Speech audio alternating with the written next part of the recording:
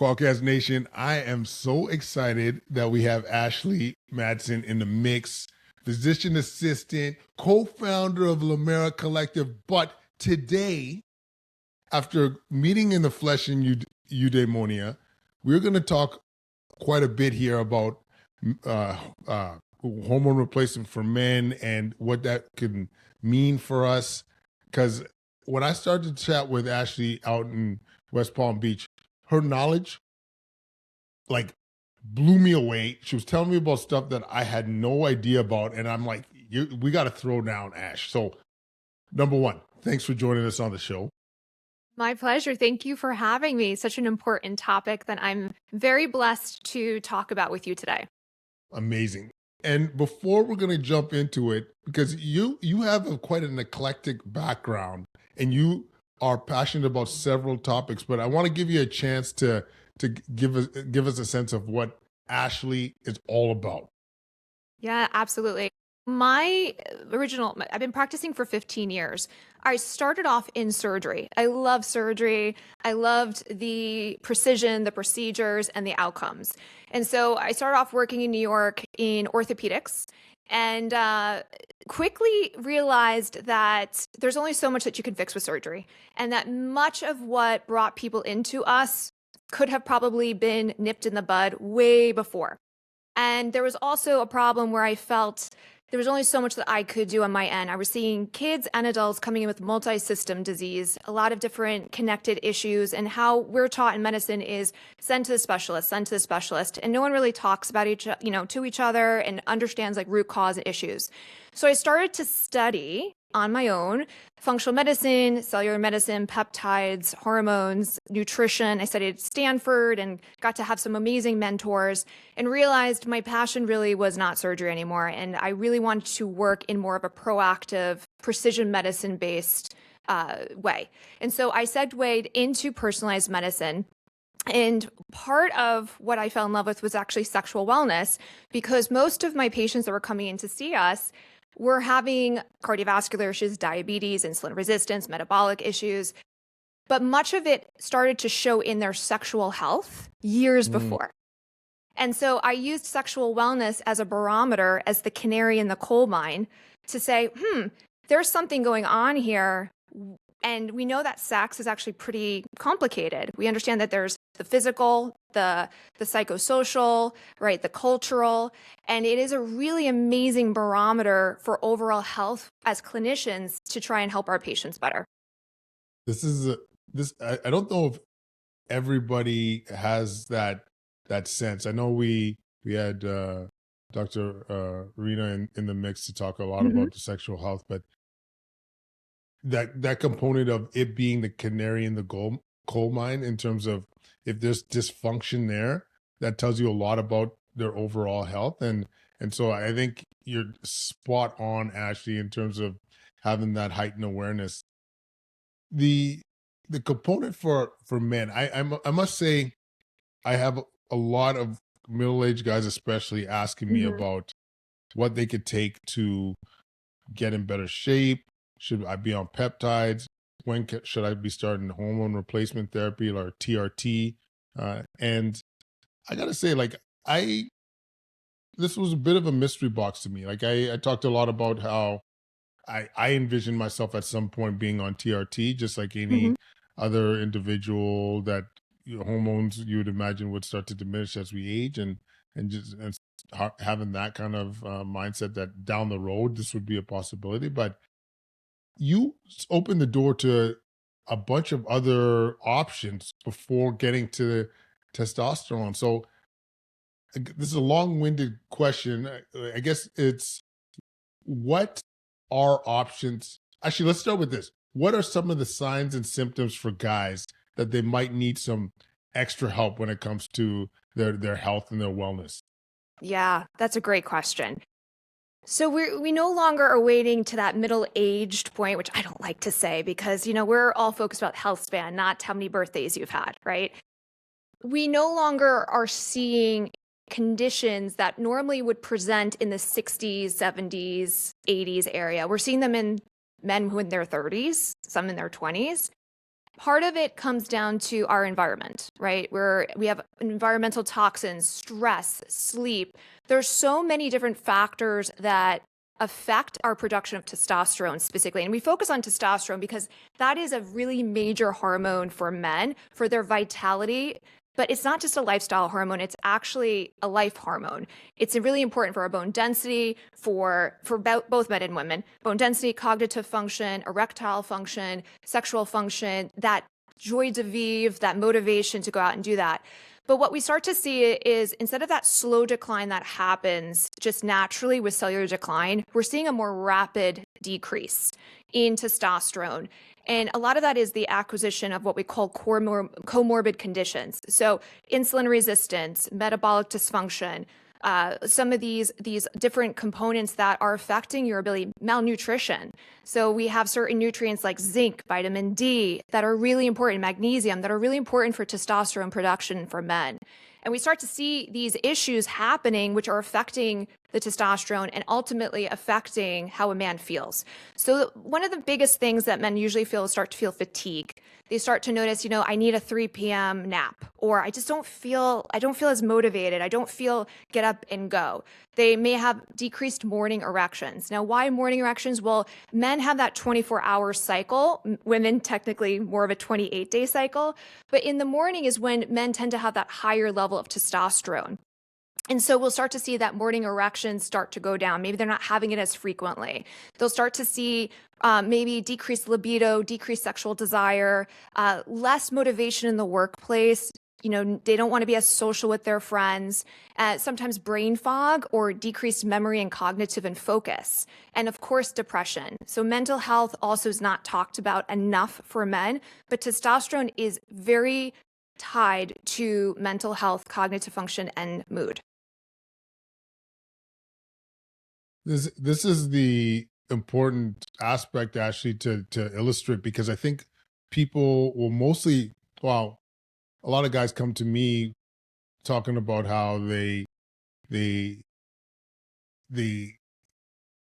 mood is down, they don't have as much energy, they getting that kind of truncal fat or that belly fat going on. And I think a lot of people, it's not clear to them that it's could be hormonal. Sometimes I feel like they just feel like it's the natural part of aging, which, I mean, obviously testosterone's linked to aging, but I think it's important to illustrate like what symptoms you might expect. And so knowing this, a lot of, I'd say, practitioners don't know what to do after this. Like if I came to a practitioner saying that, I'm mid 40s, low libido, low energy, and so forth. So what would be the next steps per se to try and have this addressed? Yeah, I do believe that we must make testosterone and free testosterone part of our biomarkers. Like when you go to your primary care doctor, you go to whoever it is, you got to build it in. It no longer is a nice to have, it's a must have, especially in modern society. So I like to start off with labs. I think blood work is a beautiful place to start, ideally early morning, because that's when you want to understand the testosterone levels. You got to see the cortisol, you got to see the testosterone. And when I teach our clinicians, I teach them total testosterone is mostly bound. So it's not correlating with symptoms or what can be used in the body. It's the free circulating testosterone. So you have to order both. Now, free testosterone assays in the blood aren't always very accurate. So you want to order something called a sex hormone binding globulin number. And there's a calculation that you can do. It's easy. You can look it up. And you use that calculation to understand what that man's free testosterone is. Only about 2% of total testosterone is actually circulating in most men. So it's not a lot. And we used to have this, let me say we used to, it's still classically accepted, but less than 300 of a total testosterone was considered hypogonadism or low testosterone. But that really is a poor marker because every single man has different receptor sensitivity. And so a man who might have a total testosterone of 500 might feel phenomenal. He may have 0 symptoms and he might be doing great.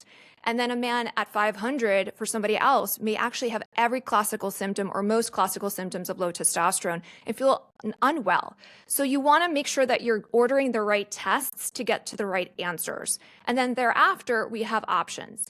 The other two tests you have to do, I do with full sex hormones, of course. You got to look at the thyroid to micronutrient testing. But LH and FSH are going to help you as a clinician decide, is this a man who is secondary hypogonadism or primary hypogonadism? And that is important because that's going to tell us how we can treat this man. What medications, what lifestyle, what do we need to do in terms of treating? Because giving someone, if they have an LH and FSH that's really, really high, giving them more of, say, something that mimics those two hormones is likely not going to make a dent in that man's life.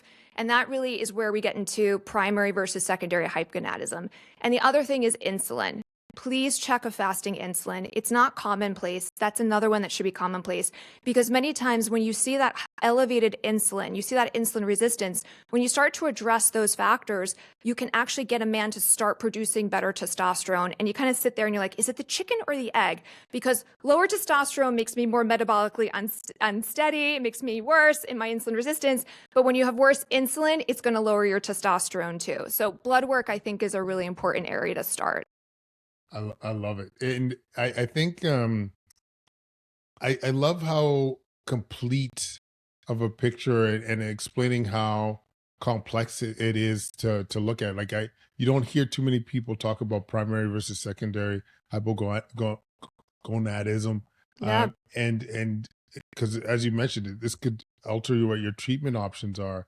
And then the other Absolutely. component, which I think is so valuable, is their metabolic status. Like if their insulin is altered and they're AB normal, this is a signal that maybe we need to get you metabolically healthier. And as you mentioned, that could directly impact their ability to their testosterone levels. So I think this is very valuable information, and boys and men and mommies out there, I hope we're listening attentively, because this is gold.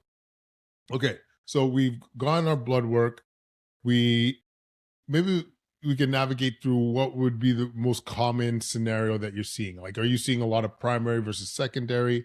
Are you seeing links to metabolic syndrome being a primary driver? What is a common scenario you're seeing amongst men? Yeah. And, this is also where the below 40 crowd, above 40 crowd might be an easier delineation, but no longer, again, like I said, you'll start to see different things come about. But what I'm going to give a little bit of anatomy lesson, a little bit about how testosterone is made. So it's really a brain testes connection. And so what happens is the hypothalamus secretes something called GnRH, tropin releasing hormone. And that stimulates the pituitary to make two really important hormones, which is why I brought up measuring those in the blood work.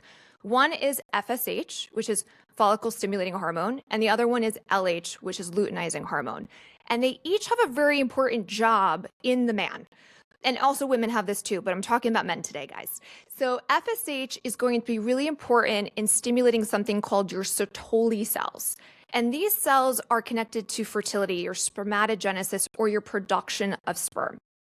The other hormone is luteinizing hormone, and that one is going to stimulate the Leydig cells in the testes to produce testosterone. And why does this matter? Well, because the type of medication or therapy that you choose is going to work on the pathway a little bit differently and then affect men potentially differently, meaning side effect profile, route of administration, how you want to utilize it, and basically outcomes depending on where that man is in his journey.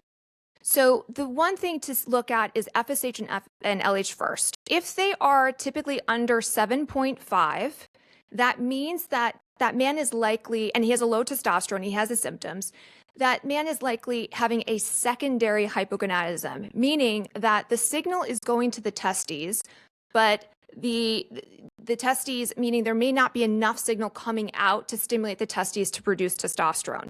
So the FSH and LH are on the low side, but testosterone's low. So we want to upregulate the secretion of FSH and LH to the testes to produce testosterone. Because the more that we can get your own body to produce its hormones, the better it's going to be. We're going to keep those cells active. The alternative is something called primary hypogonadism. And this one's going to be more in your older gentlemen and where the cells just start to tinker out. So the signal is going, there's a really strong signal coming from the brain, but the testes are just not responding as well as they used to. And so you'll see higher levels of FSH and LH in the blood work. And you're going to know that man's probably not going to respond to some of those endogenous therapies that we're going to produce. So that type of man may be better off with testosterone, where we actually give him external amounts of testosterone to raise his blood levels. The man who has secondary hypogonadism, instead of jumping to testosterone, which unfortunately kind of is what everyone thinks that they have to do, we don't want to do that. And there's multiple reasons why we don't want to do that. First, it can affect your fertility because when you give high levels of exogenous testosterone, it almost acts like a birth control for a man, where it shuts down their own production of spermatogenesis and their own production of testosterone. There are ways to work around this, and there are new routes of administration like Kysotrex and others are out there that are hoping to go around this. But what would be a better alternative is using something like HCG, which is human chorionic gonadotropin. It's an injectable, it's great, and it acts like luteinizing hormone to stimulate your own production of testosterone, and it bypasses the pituitary gland entirely. Or there's an oral pill, which is Clomid or Clomiphene, which is very common, it's very inexpensive, and very accessible. There's also an alternative to Clomiphene called N-clomiphene, which is one part of clomiphene. And this is the one that we tend to prefer if we have to go in oral administration because it has less side effects. It's very easily compounded and also pretty inexpensive. So N-clomiphene or HCG are great ways for a younger man to help produce his own testosterone. And then, of course, we can use exogenous testosterone for a man who is no longer responsive on a cellular level to help to get his blood levels where they need to be. Brilliant, Ashley. Like that was a very, it's a very clear the distinction between primary and secondary and why it matters because your treatment options clearly will be different. And so for that younger patient, the one that clomiphene potentially and sisters of clomiphene would be an option. What are typical side effects? What do you got to look out for? What are things to be concerned about? Yeah. So clomiphene is a combination of two basic isomers, and clomiphene is one of them. So it's N-clomiphene with zuclomiphene. It's what we call a selective estrogen receptor modulator, or a SERM. So how it works is it blocks the receptors in the brain for estrogen. So the brain doesn't think, oh, I'm getting enough estrogen, so I'm going to produce more testosterone to override that, because estrogen comes from testosterone. And for the gentlemen out there who don't know, you have estrogen. It's actually very important for your sexual function, your bone health, and your brain health. And it comes from the conversion off of testosterone. So that's a way that you kind of work around it, but from the brain component. Now, because it's a SERM, there are certain men, and it affects the estrogen, where they may have a beautiful bump in their testosterone, but they may not feel the cognitive benefits, meaning they may not have the mental sharpness from it or the motivation, or they may not have the libido increase. So there is a slight group of men who don't respond to Clomid or clomiphene as well. Less so with N-clomiphene, which is why it's my preference. N-clomiphene is one isomer of that, and it has less of that side effect where men may not notice that beautiful bump in their libido or their mental health. So that is something you want to look out for when you are a clinician. And the other thing is how you dose it. So clomiphene is typically done 3 times a week. You don't want to take it every day because it can actually cause something called tachyphylaxis, where your body's receptors are not as sensitive.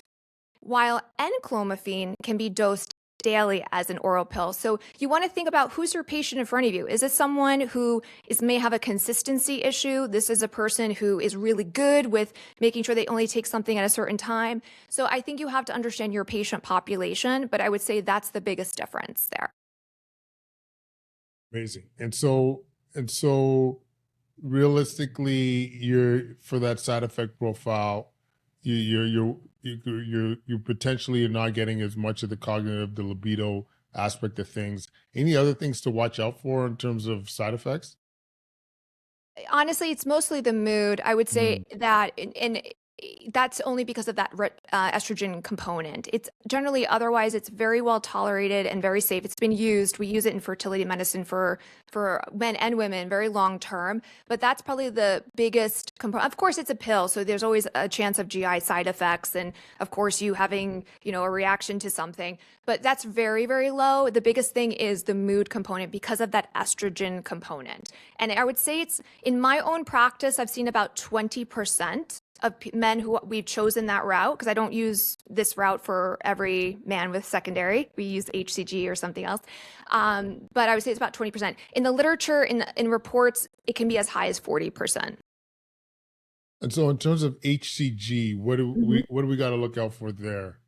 So HCG is wonderful. The issue here is it's an injection. So, and it's a peptide. So basically, it's a very fragile that once you reconstitute it, you have to keep it in the refrigerator, and they're subcutaneous injections, typically 2 to 3 times a week. And we want to be consistent with those injections to make sure that we are sending that luteinizing hormone signal to the testes to make that testosterone. So it can be very expensive. Otherwise, HCG, extremely well tolerated, also very safe, but it is a delicate peptide, it requires refrigeration, and it's costly. But I would say the response is phenomenal. It preserves your fertility, and it really works well, and it bypasses the brain. So you're not going to have those mood effects. Men typically feel phenomenal. They have a great, robust response in their libido, their mood, their motivation, just as if I was putting them on testosterone. Incredible. And with testosterone, my understanding is that you'll end up having to be on it lifelong. What about with the HCG and Clomid? Like, are we looking at lifelong therapy as well? So that's a good question. There are some men that go on it and they, improve their body composition. They improve their insulin and their metabolic health. They're getting their nutrients in, they're exercising, they're building muscle. And at that point, we monitor their labs and we say, you're kind of at a point where I've titrated down your dose. I don't know if you need this anymore. And they come off of it. And then we obviously continue to monitor.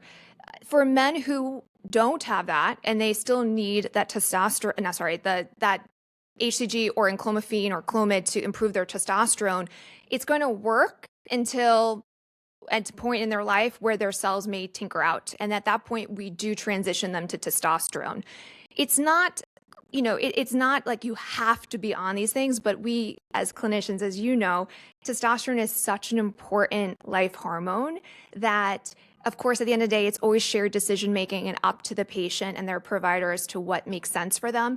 But we want to make sure that we're keeping those optimal testosterone levels, and how we go about that is going to differ on that person and where their stage of life is going to be.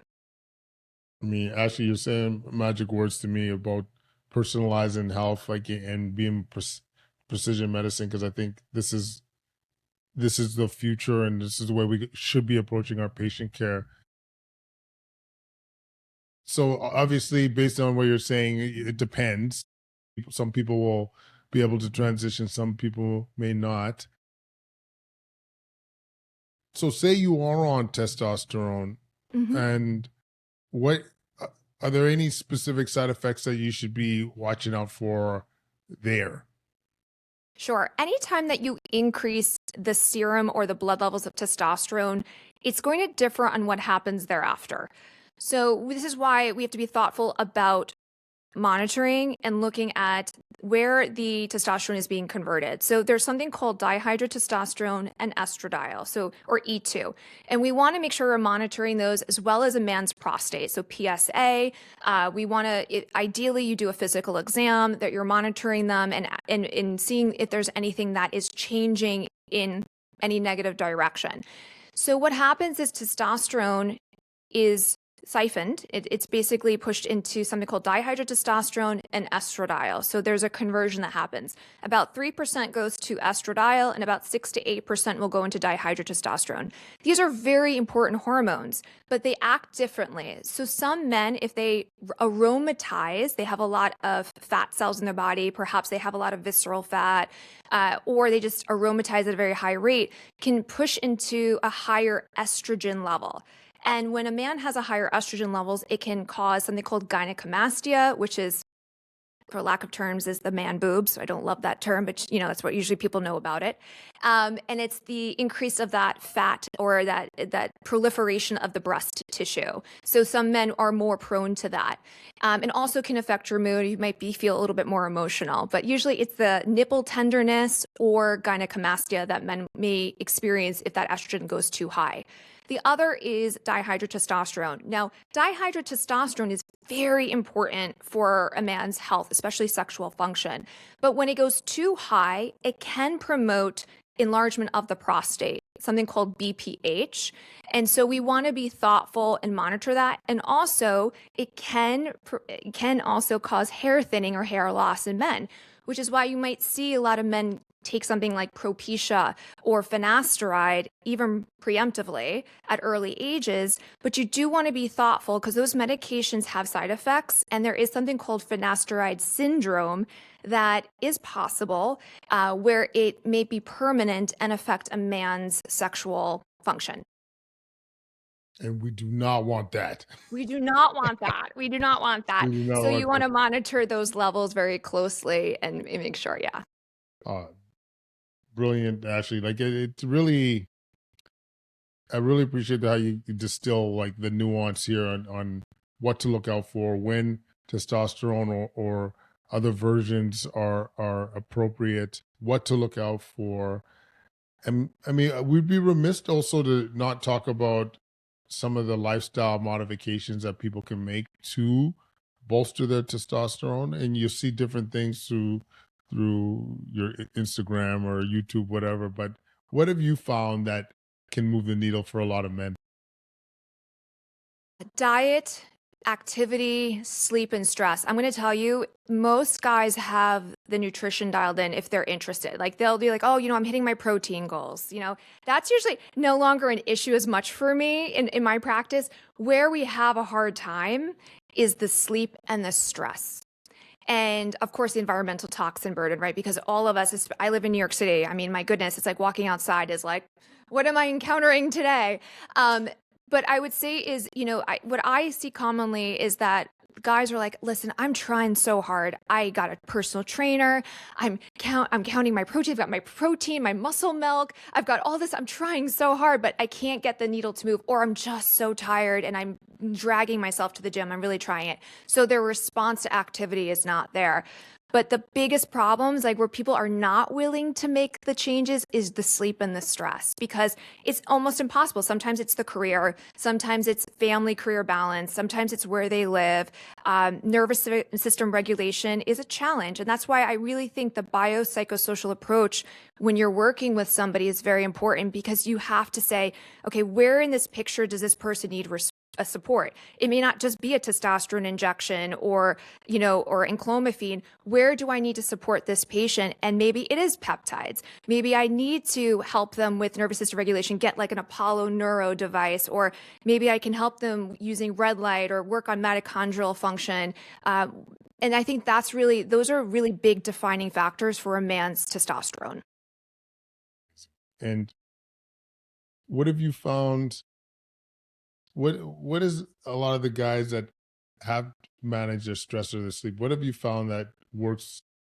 Is it just they're convinced to try to actually commit to it, or like you mentioned, we had Dr. Dave having the Apollo Yeah, Neuro. Dave Rubin. Yeah, we just had his show got released this week, and which I think is just like a brilliant hack. And my wife is a massive fan of Apollo. But what have you found with the clients that you've worked with that has worked to try and reduce stress?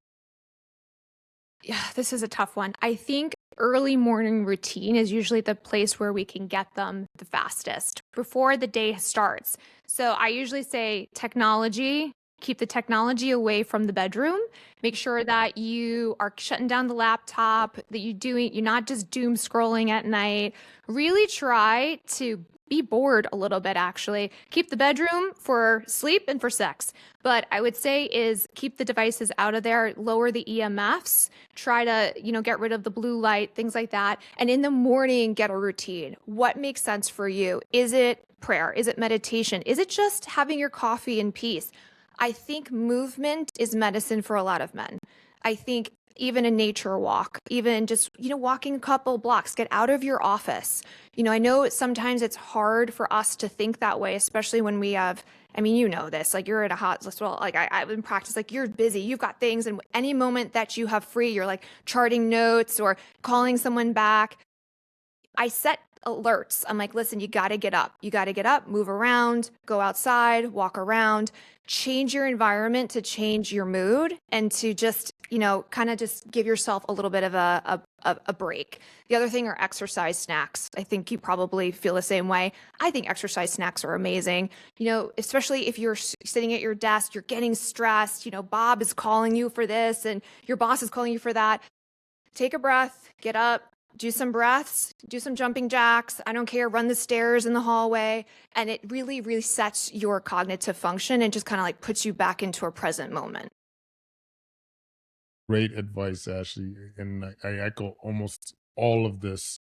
And I think we need, to be honest with you, I think this needs to be front and center for a lot of guys.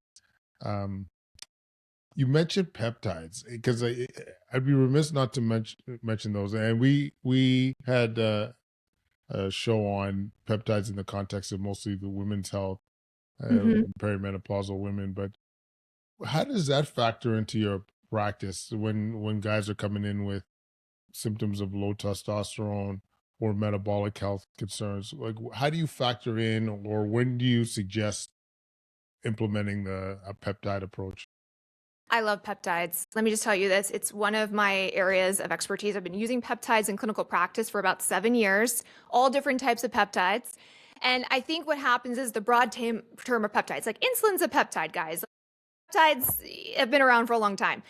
But when we think about personalized peptides, especially to hit the symptoms of what's going on in that body, right? Or just to give them back support. It is not a replacement of the foundations, right? You got to hit the nutrition, the sleep, the stress, understand hormonal issues that are going on, insulin resistance, but you can use peptides to really help with energy, metabolic function, like rejuvenation and helping them bounce back from delayed muscle soreness, especially when they're starting a weight loss journey.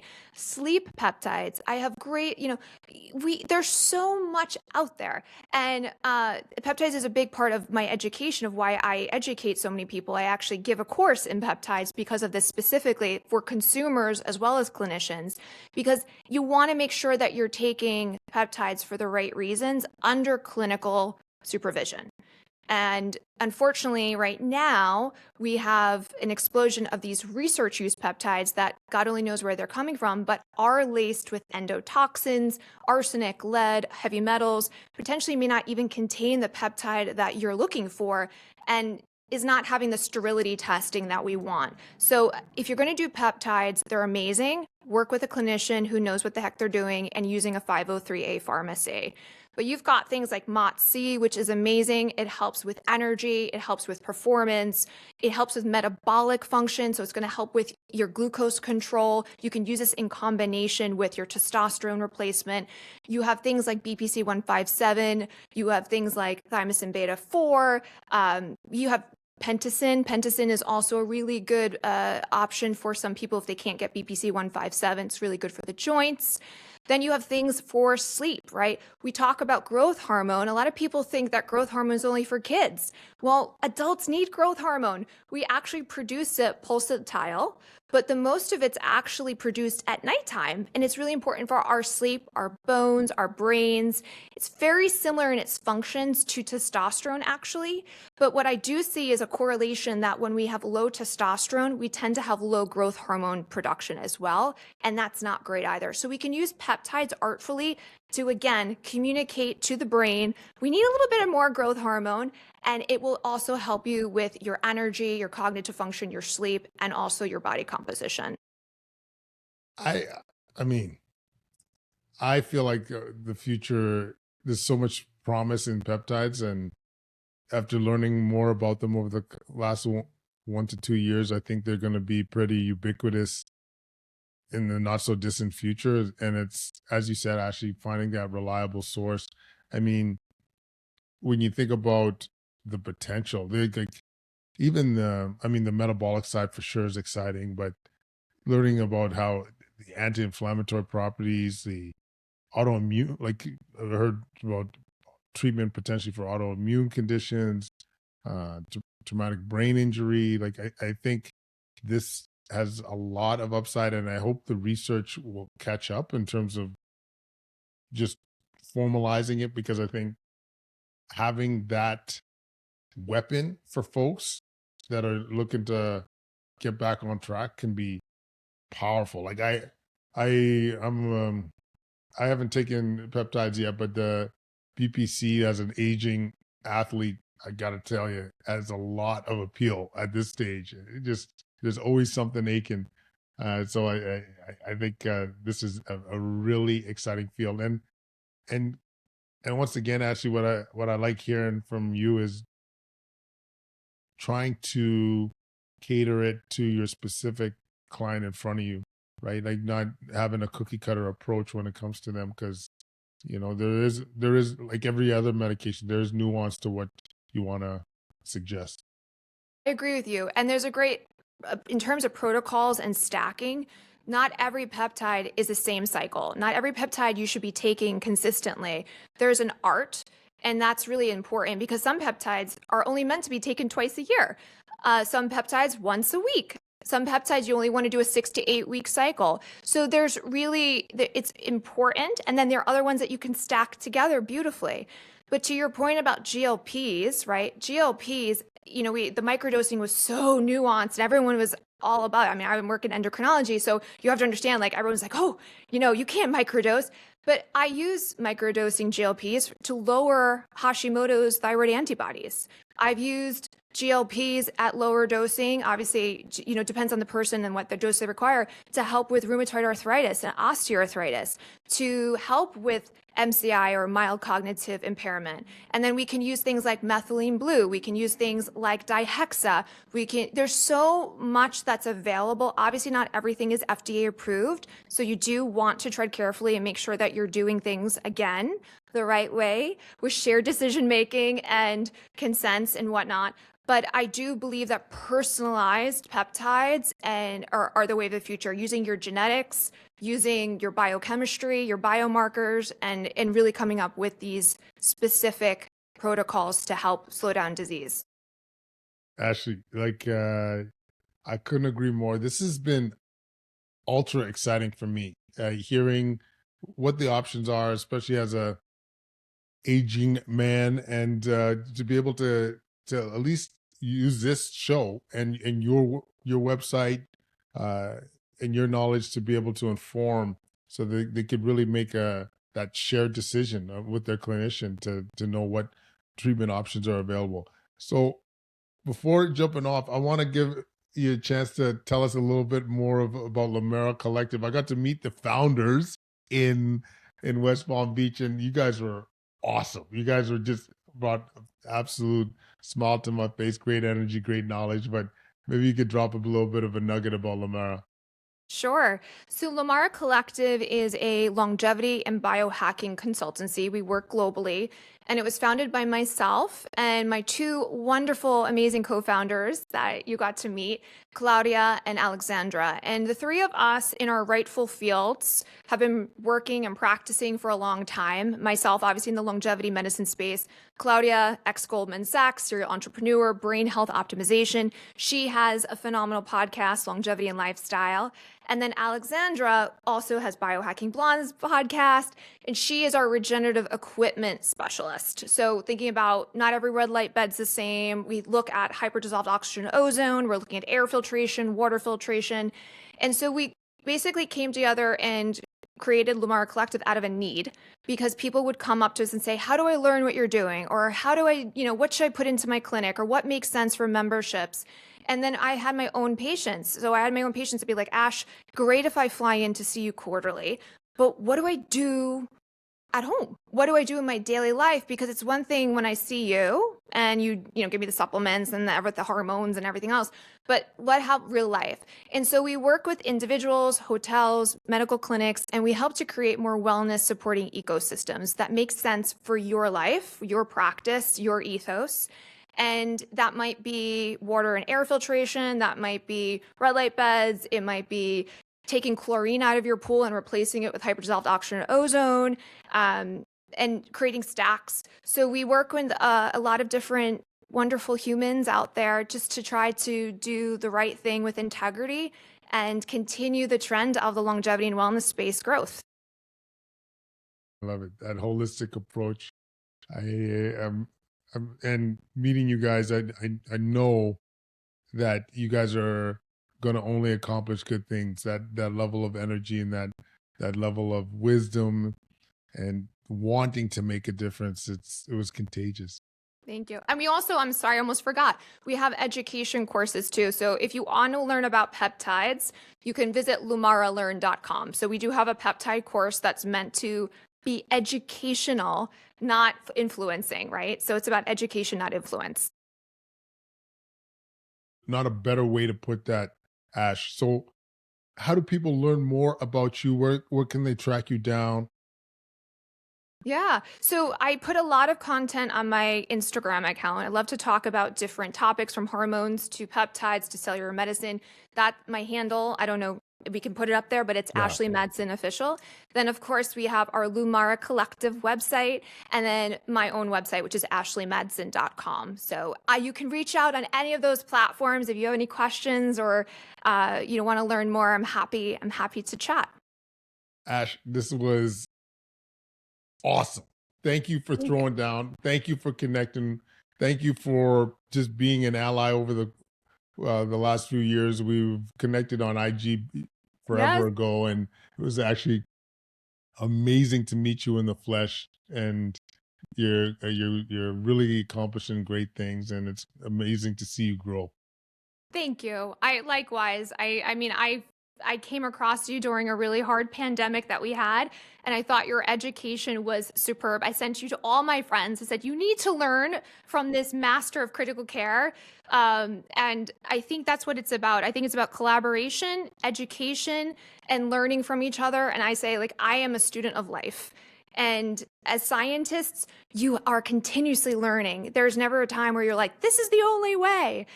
So I appreciate your platform and having you invite me on. So thank you.